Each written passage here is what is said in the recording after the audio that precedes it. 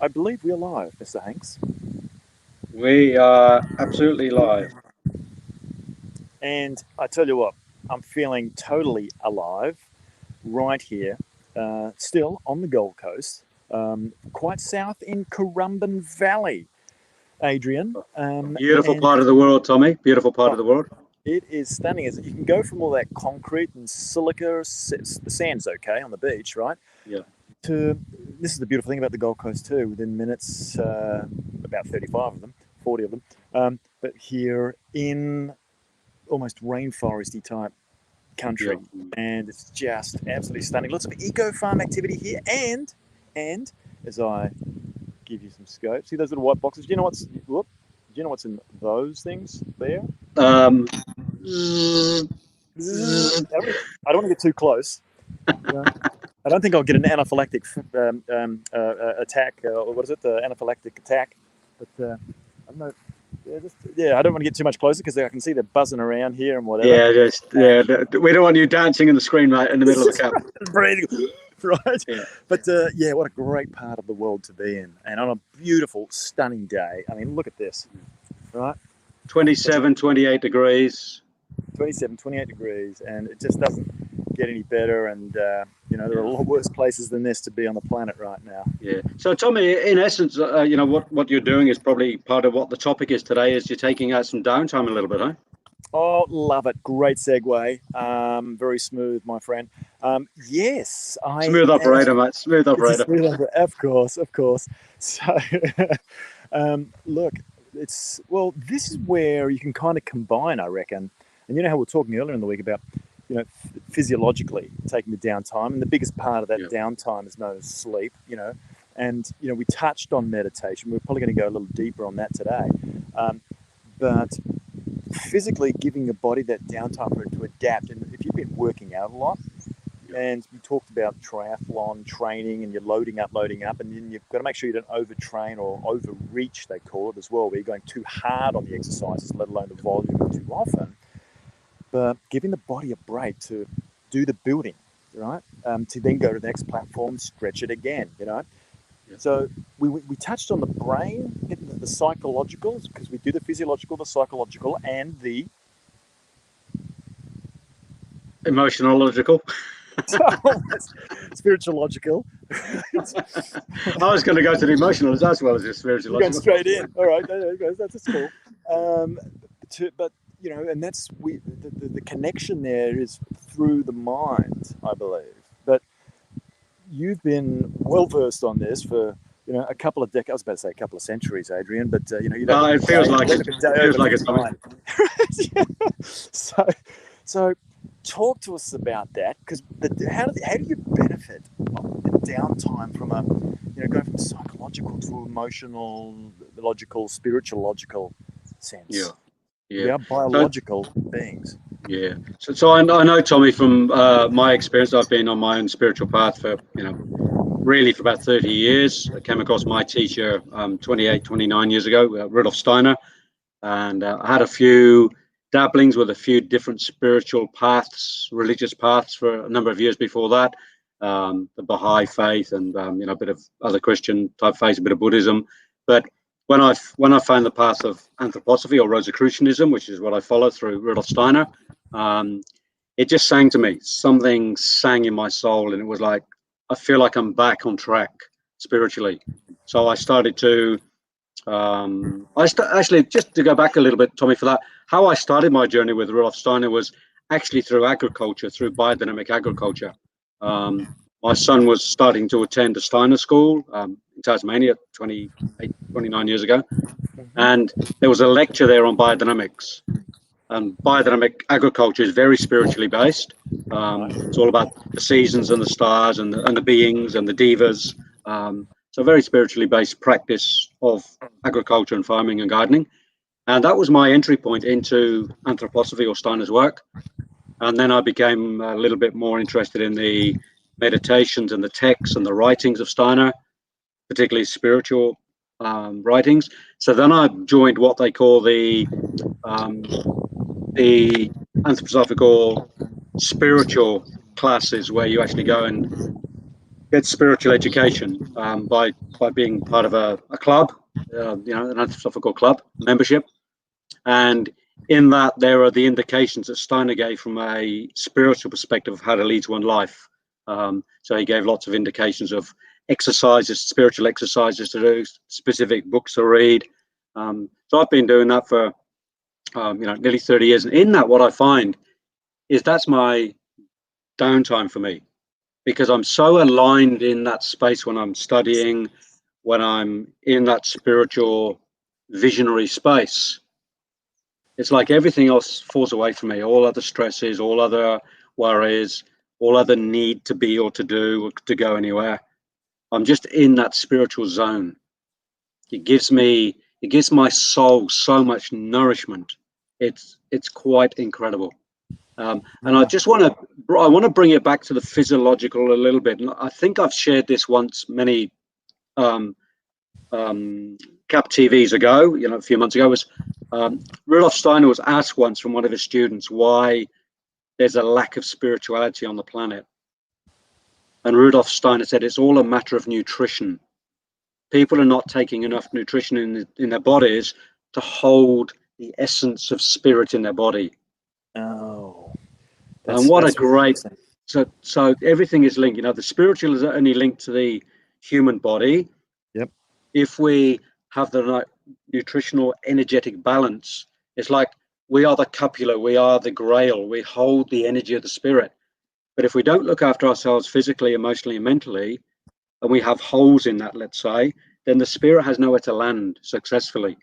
So for me, looking at the holistic lifestyle of the physical, emotional, mental, spiritual, it all melds in. And if we don't get those first three platforms ready and we try to land the spirit, that's when a lot of people go into things like psychosis and things, because the body and the mind and the emotions are not able to hold the knowledge or the energy of spirituality. I mean, if you're going to face a being of great dimensions, of an angel or an archangel or an exousiai or, throne or one of the beings from above, if, that's your belief system, it is certainly mine. And it's like getting your brain fried by meeting something too big too quick. So we have to do the preparation. And this is why I love what you and I are doing, Tommy. We do the physical, we do the emotional, we do the mental. And then on top of that, the icing, if you like, is the spiritual. But if we don't attend to the other three first and get them right, the spirit will be too heavy, too sharp, too painful, fry the brains, be too much. The left brain will kick in too much and go, it's not true, it's not true, it's not true, it's not true. Yeah, The rationalization will come in. Yeah. So for me, when I'm in that spiritual space, and I think this is why it's so important to bring it into one's life, is it gives me a sense of relaxation. It gives me a sense of peace. Right. So particularly when sorry, buddy, go on. So particularly when I drop into that meditative space. Right. Okay. So you're saying first you've got to kind of set up the platform. Totally. Yeah, every time. Physical point is like building the pyramid, if you will, right? Yeah. A bit of sacred geometry. Did you notice that? Right, where you've got to have that foundation first, and you're looking at it from a physiological point of view, because how often we've heard it quoted that we are spiritual beings having a human experience, and they are interconnected. And it fascinates me to try and understand, and I'm sure many other people, well, maybe not many other people, I don't know, but how the spirit connects with the physiology. Because you mentioned, if the physiology can't handle the spirit, because apparently we're like, from a quantum field point of view, as I call it, the kebab or the meat suit or whatever, but the antenna, like, it's like, I know Bruce Lipton apparently says, like, well, what do you mean? I'm not in here? Yeah. Like, this is an antenna for a spirit. And I guess if the antenna's broken, then spirit's not engaging in stuff on planet Earth. Yeah, absolutely. Yeah. Is that it? Yeah. I always say I'm almost like the conduit between the heavens and the earth, and my body acts as that conduit, and I happen to be in that conduit.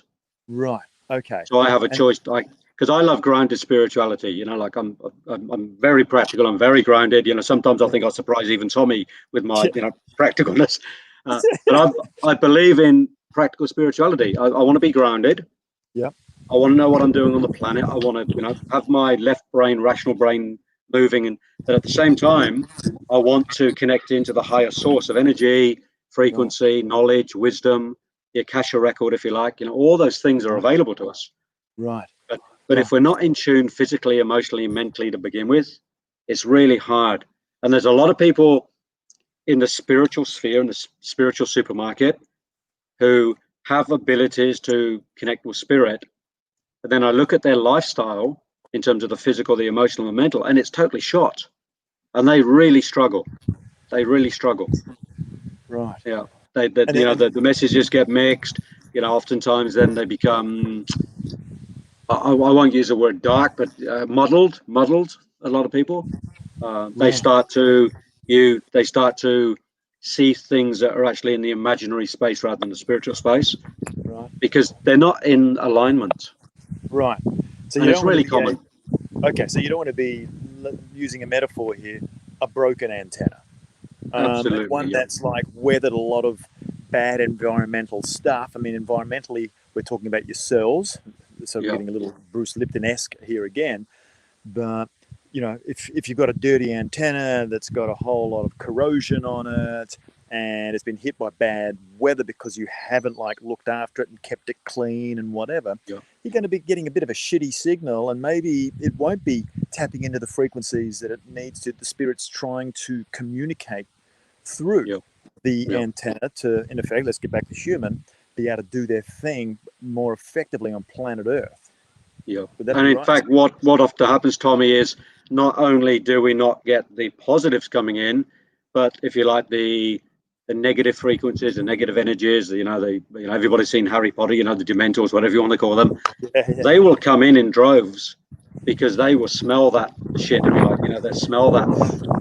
It's like flies around a cow patch. Like, whoa, we're coming in because there's something to attach to. But if you have the clean energy, you attract clean energy. If you have not good energy, repel the bad. Law of attraction. Right. Yeah. Okay. So, and it's like, if you're in a bad environment, you're creating a bad environment for themselves by being, apart from being this beautiful environment we have here in clean. So I'm talking about not just that environment, but around the cellular level, which means food that goes into your mouth as well, right? And what you're garnishing, or what you're, not garnishing, but what you're providing, your cells, your biome, and we're 70% in our gut is bugs. You don't want the bad bugs in there, and we have a symbiotic relationship with them. So this is very interesting in a spiritual sense, how we're connecting, the physiological to the spiritual existence or spiritual communication from what would be, and I'm learning from you here, source or the quantum, right? Yeah. Right. And I want to bring, So I want to bring it back a little bit, Tommy, to two things. I want to talk about how we then bring this into the workplace, into the office, or into the culture of business and corporate, because depending on what the energy frequency, let's say that the corporation or the organization is the body. Right.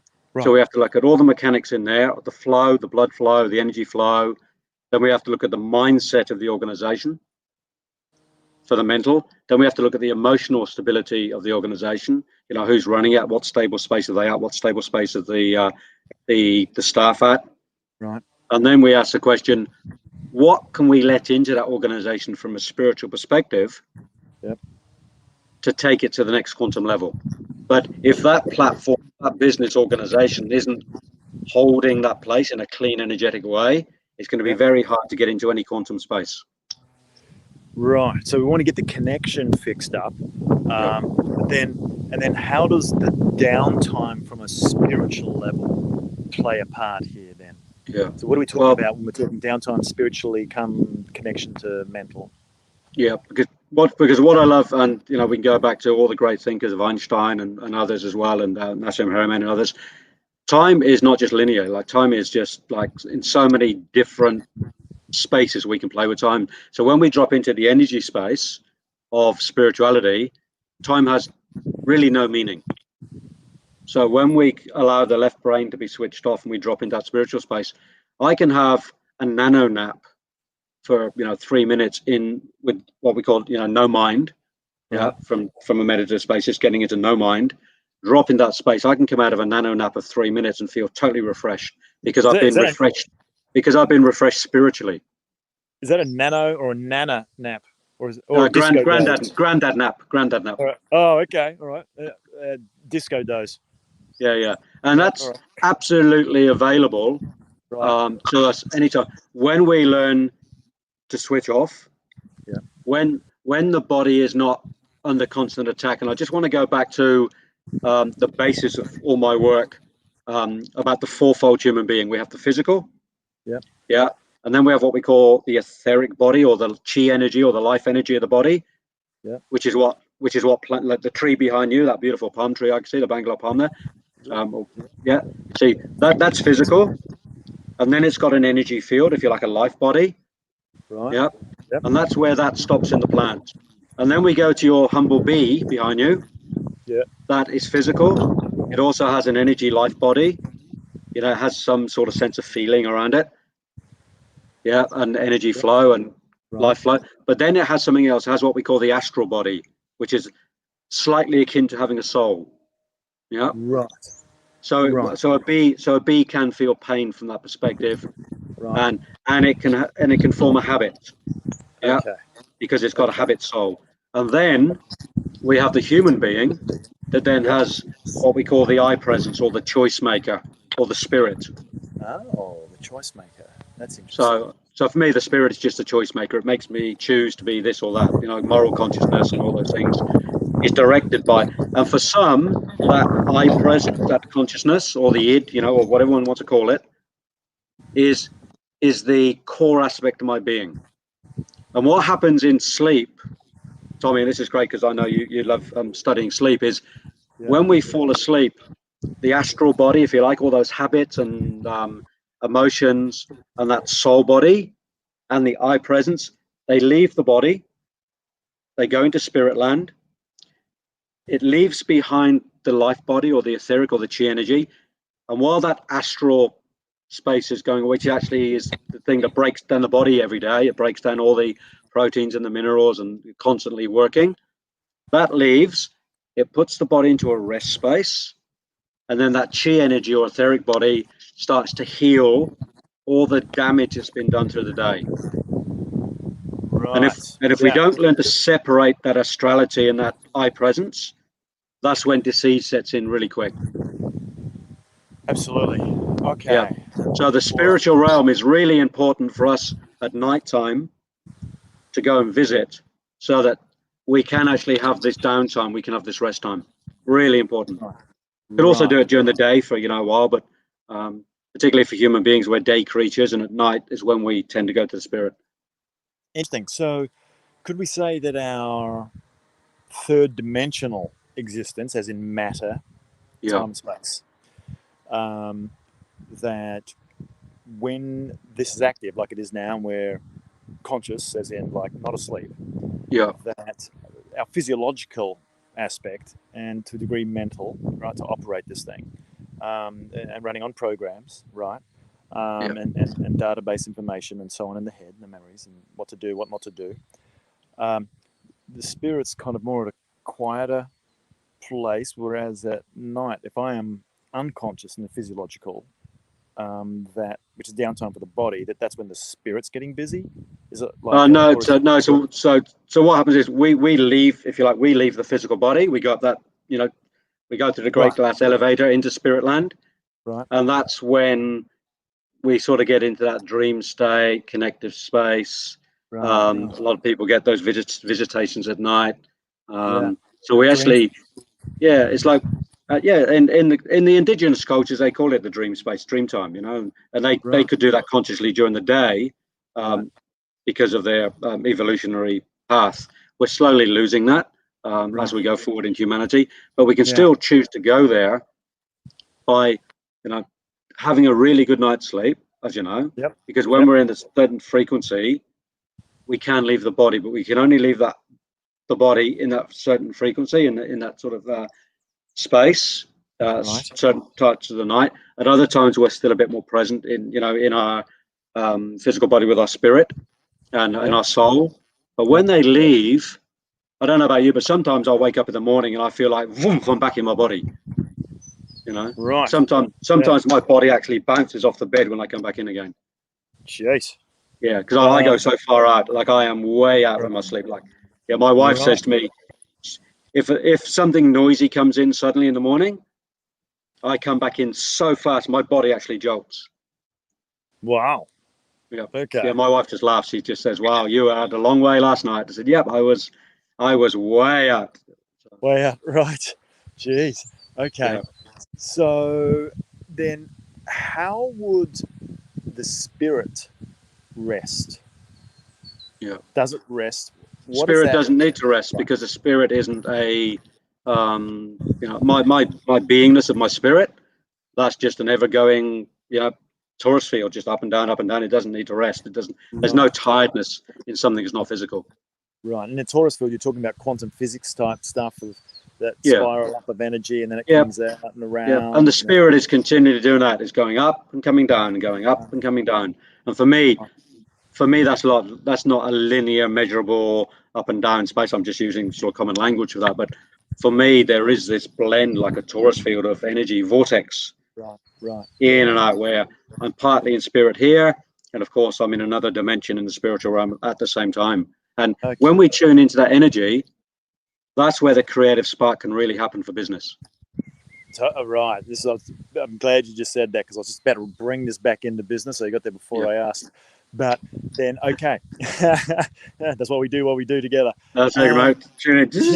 We're in tune. So frequency, there it is, right? Same thing, and resonating. And people have somewhat lightly used that term resonating or resonance, but it seems to be, I don't know whether it's the matrix that I'm in, if you want to go there, but that word resonance and frequency and vibration and energy, and the fact that, Einstein or Tesla proved, that everything is. That, and you look at different versions of that, where, from matter, everything you see, from a five senses point of view, hear, taste, whatever, smell, is frequency, vibration, energy, and Totally. spirit is also, right, frequency, vibration, energy, right? Yeah. Sorry, and we can take things, Tommy, and let's take the humble crystal. Right. That's been used in radios for 100 years. Like the simple crystal is the frequency transmitter for radios. So that's what they use. And in biodynamic agriculture, and what triggered me was you standing in that beautiful land. In biodynamic agriculture, which I've mentioned already, the indications that came through from Steiner, obviously he downloaded those from various cultures. But one of the things we do in biodynamics is we take a piece of crystal. We crush it. To a fine powder. That powder is then put into a cow horn, buried in the ground for 6 months. Right. So it gets all the cosmic energies through the spring and summer months. So it's packed with sunlight in there. So alchemy, we're talking about alchemy, the corporate alchemist project. So this is pure alchemy. That then is taking out of the horn 1 gram of that pulverized crystal is put into 15 liters of water, stirred for an hour in a vortex backwards and forwards.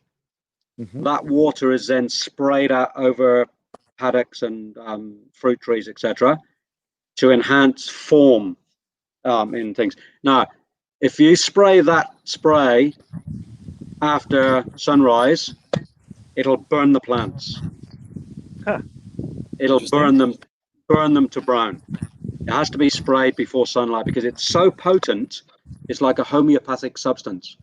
That pure energy from the crystal, the sunlight, the vortexing, the spraying is absolutely powerful. Now, if we take that same principle into business and we take a substance and we energize that substance and we create some movement, some vortex around that, and then we spray that energy out through our clients, through our networks, with our products or services, if they're in a holistic light-bearing capacity, can you imagine what that's going to do for business?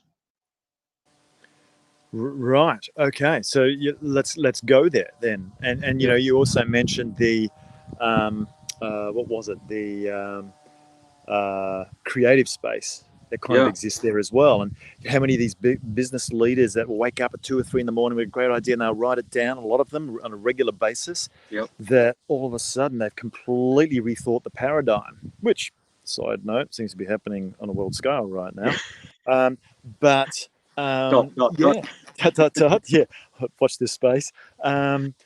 So this is really interesting because here we go. We're bringing what has been considered in the past, woo, moving it to woo-hoo, because we've actually been tapping into spirit when we've become, as far as creating highly successful businesses, I believe.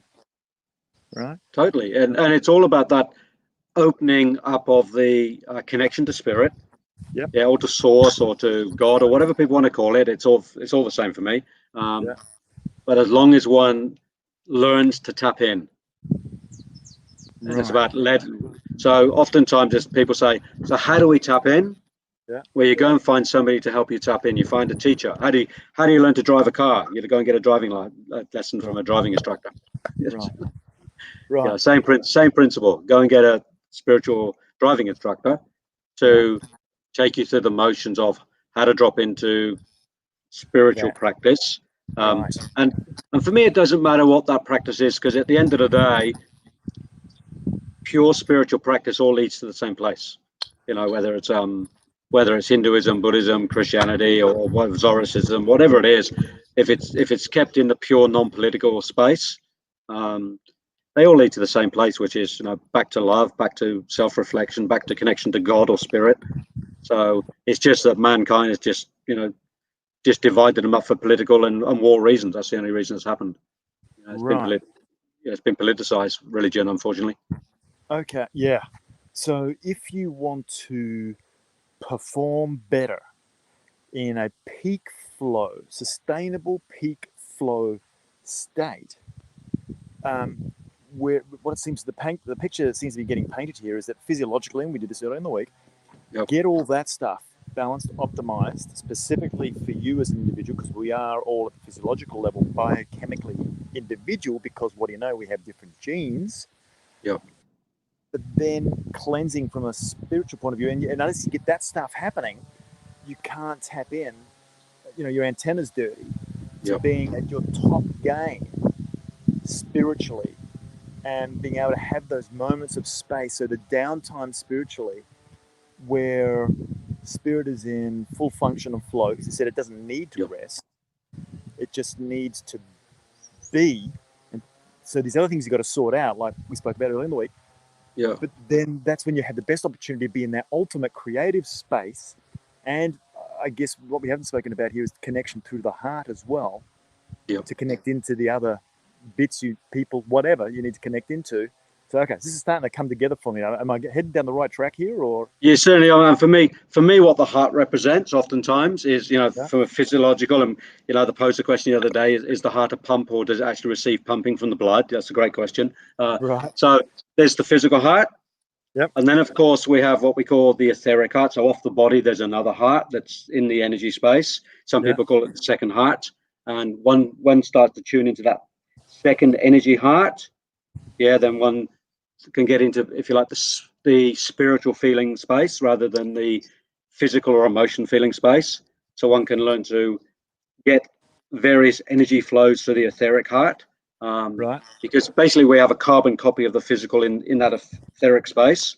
Funny stories is some people, when they lose a physical leg or a physical arm, they still scratch it. They still feel it. They still scratch because it. energetically it's still in the energy field.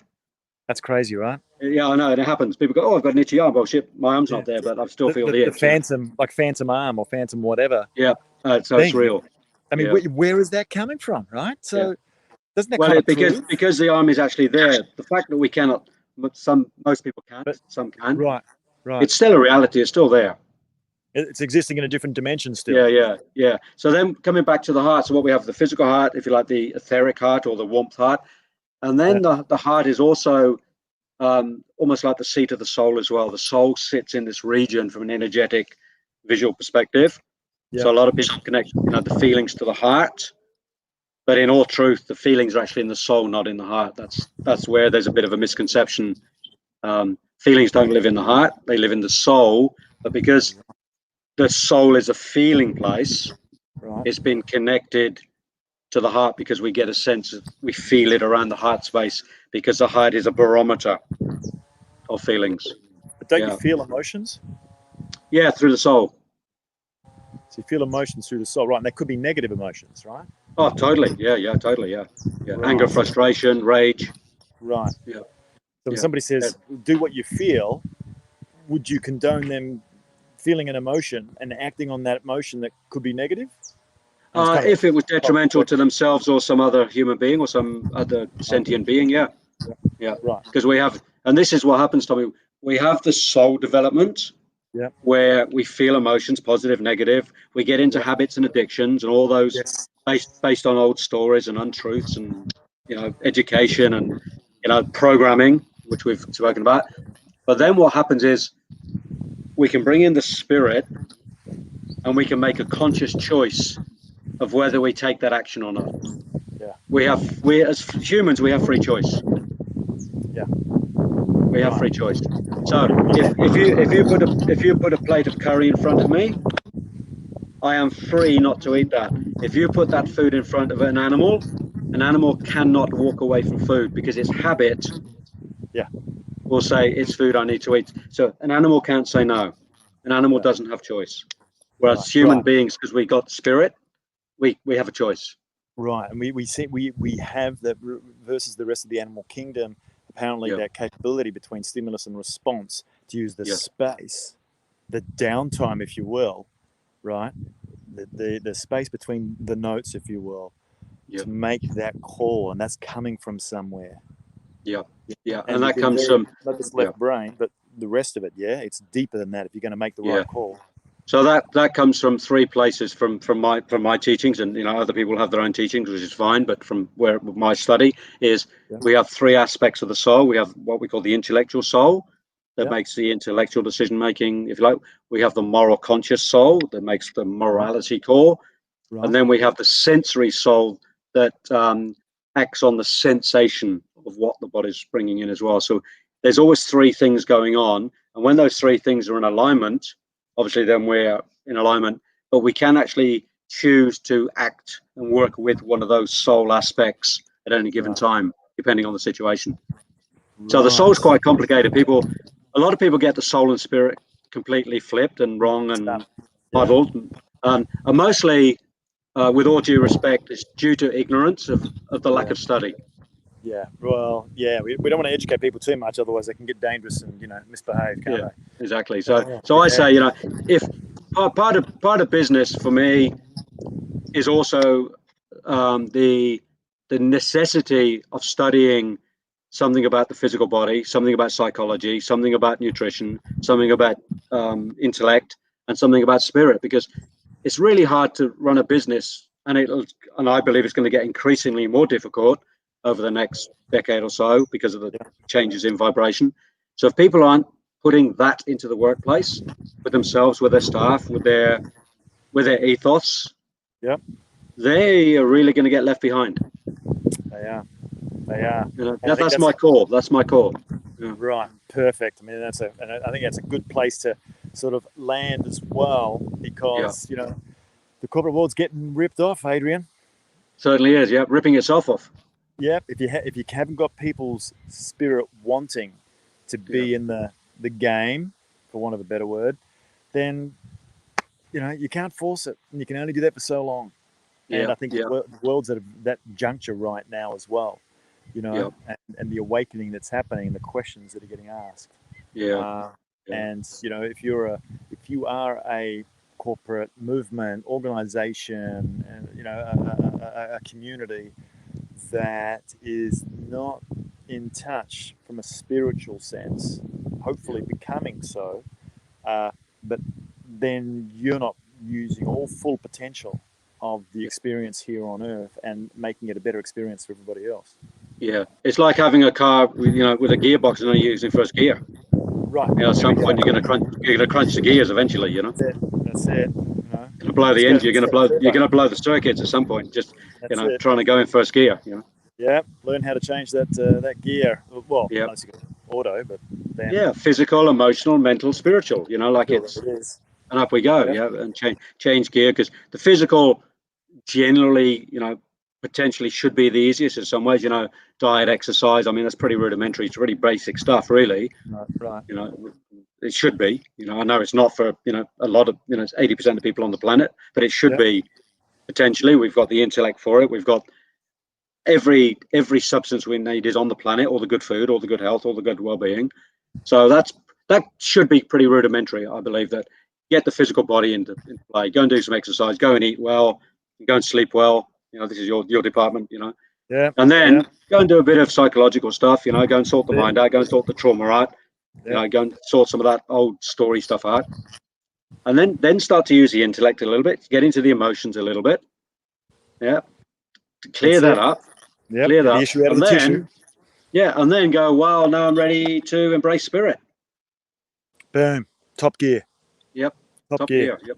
Great episode. Top Gun. Great series. Top Gun. Top Gun. Get into Top Gear for Top Gun. And then you can fly because, like any aircraft, an aircraft only takes off when it picks up speed and momentum, and when it's got some running capacity. So if we can metaphorically learn to run well, then we can take off. But if physically, emotionally, mentally, spiritually, if we can't do that, the takeoff's going to be really hard. Yeah, you'll be operating at low frequency, and you'll get low frequency results.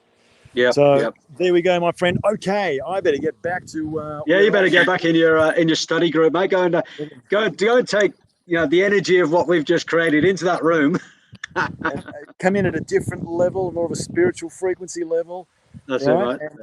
And soak it up and get some more of my potential there in that room. Just thinking about it from that spiritual point and getting the brain to slow down, putting that in a downtime state to allow things just to happen.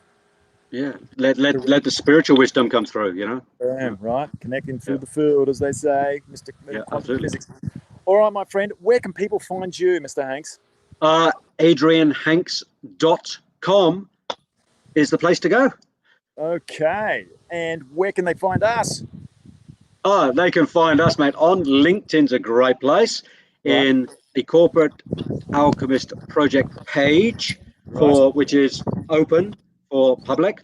But then there's an inner circle, the Corporate Alchemist Project group, which currently is a masculine male place. Come and knock on the door, particularly if you're in that higher end of business corporate space. Come and see what's on offer there. We have some other things happening in there. Daily content. Great place to come and connect with other peers in that space. So I'd suggest come and knock on the door and apply to become a member of the Corporate Alchemist Project group if you're in that sphere of work in the corporate business space. Okay, where they can come and get more in touch with their, I won't say feminine side, but the yin, rather than all the yang they've been doing, because their potential is sitting in the yin. And where can they find me, Mr. Hanks? Do you know? Oh, probably out in the garden in Currumbin if they fly over. amongst the bees. But I reckon biotechexec.net would be a good place to start. And is there something else for me? Oh my God, fantastic. Or let's connect at TommyGallant.com if you want to have a chat, or on any of the platforms, Facebook or LinkedIn, Tommy Gallant. Okay, my friend, I better get back in there. Wonderful Freedom Fridays, one of your days. And feeling pretty free out here right now. Yeah, and you and everybody watching in, listening in, go and have a glorious weekend with a social Saturday and a soulful Sunday, and we'll see you on Move It Monday. Yeah, I'll be having a social Friday. You will, mate. Good luck with that one. Freedom Friday, social Friday. Anyway, I will speak to you, Mr. Hanks, before I start blushing. Take care. Next week on Monday. Yeah, and one last final thing, man, because most people probably missed it, but happy birthday for yesterday. Oh, thanks, mate. Yes, another chronological birthday, not necessarily a biological one, because we know they are both separating, says Mr. Physiological. But thanks again. It was great. Thank you for sharing that time with me and all those that attended last night at the Canvas and Wallace, and yeah, things didn't get unruly, but they certainly got a little, what would we say? They got a little bit Mustang Sally-ish, mate, didn't they? a little, couldn't hold my spirit back any further. Mr. Hanks, you'd be proud of me for that one. And it was a 2 years. good rendition of Mustang Sally, mate. I enjoyed it. Thanks, mate. Thanks. Yeah, so did my spirit. Enjoy getting that one out. It's been a while to dust off the vocal folds or chords. All right. Have a great weekend, everybody. You too, Mr. Hanks. We will see you, brother, on Monday. We certainly will. Take care. Take care, everybody. See you. Ciao. Bye, all.